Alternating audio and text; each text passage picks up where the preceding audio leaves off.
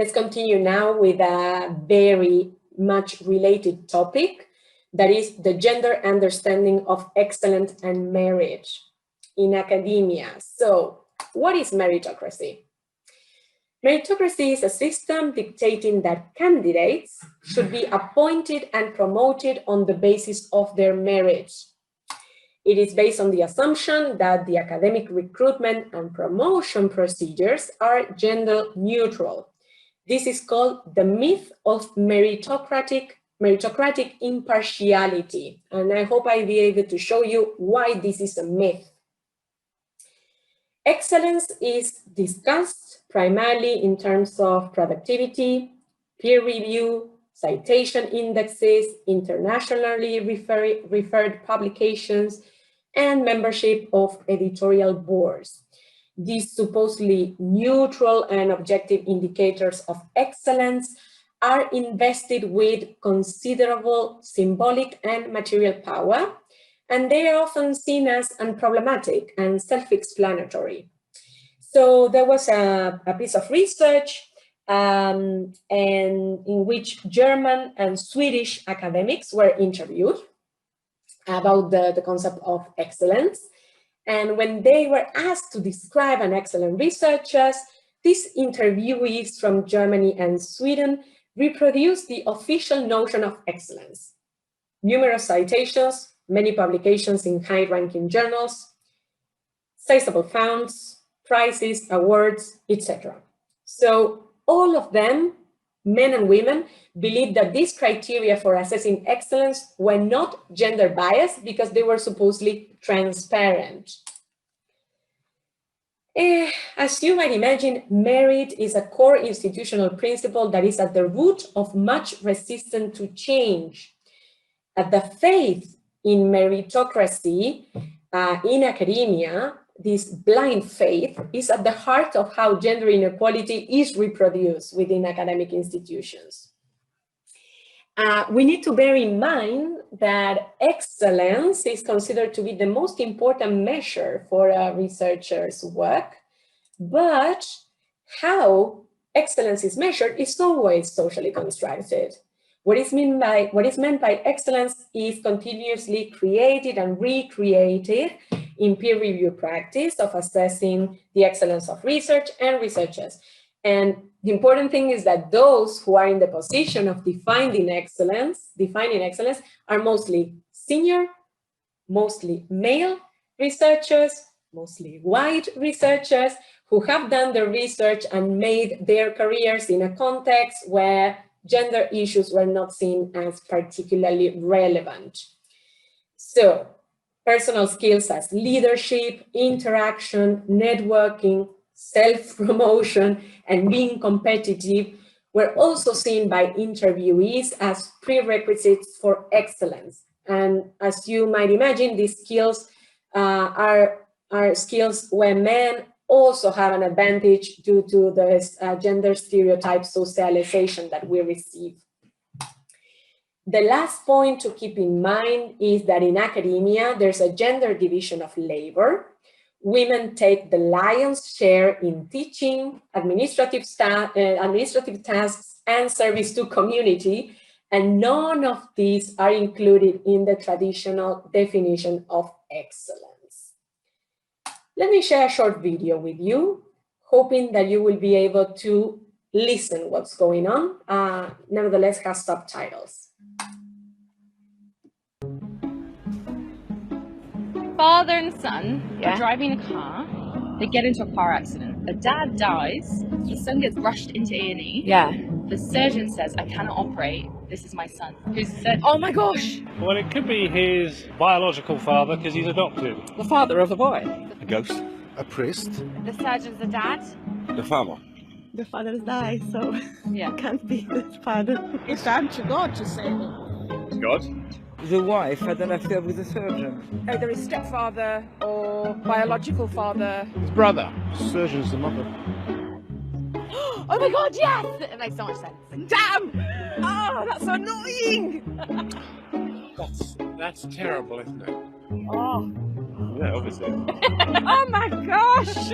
Ah, okay. Oh, Yeah, obviously, and we all automatically assume that the surgeon's a man.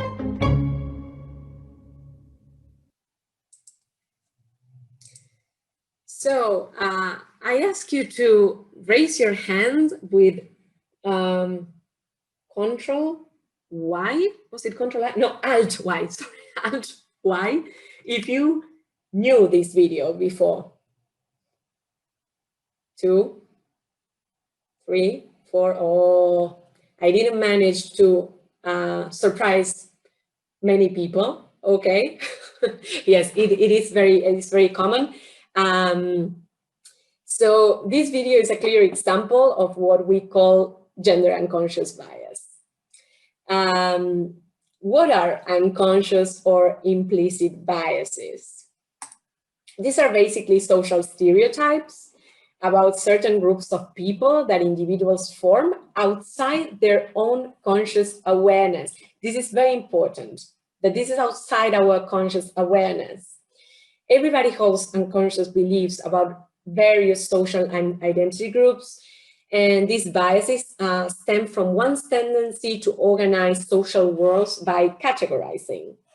Biases are a cognitive mechanism that allows us to apprehend and comprehend the world that we live in, and they are a result of the way that we have been socialized from early childhood. It is important to understand that we cannot get rid of them by a conscious effort, but if we are aware of them, if we make them visible, we will be better equipped to minimize their impact in our decision-making processes. Because the important thing here is that these biases that we are not conscious about, they really influence the way that make decisions and decisions that affect other people's lives. So unconscious biases are far more prevalent than conscious prejudice, and they are often incompatible with one's conscious values. So very progressive people, as we all like to think about ourselves, they're very progressive people, also hold these unconscious biases. And certain activate these unconscious attitudes and beliefs much faster. For example, biases are more prevalent when we are multitasking or when we are working under pressure. What role does gender bias play in academia? This is the important part for us. Let me show you some examples. So, applications. I will share research with you here. So this is result of research. So, regarding applications, an experiment was run in which faculty from research-intensive universities had to rate the application materials of a student for a laboratory manager position. This student was randomly assigned either a male or female name. So the faculty participants received these applications and they rated the male applicant as significantly more competent and hireable than the identical female applicant. These participants also selected a higher starting salary and offered more career mentoring to the male applicant. These applications were identical, they just changed the gender. The important thing also here is that the gender of the faculty participants did not affect the responses. Female and male faculty were equally likely to exhibit bias against the female student. Recommendation letters. So you might know how important it is to have a recommendation letter if you're applying for a job.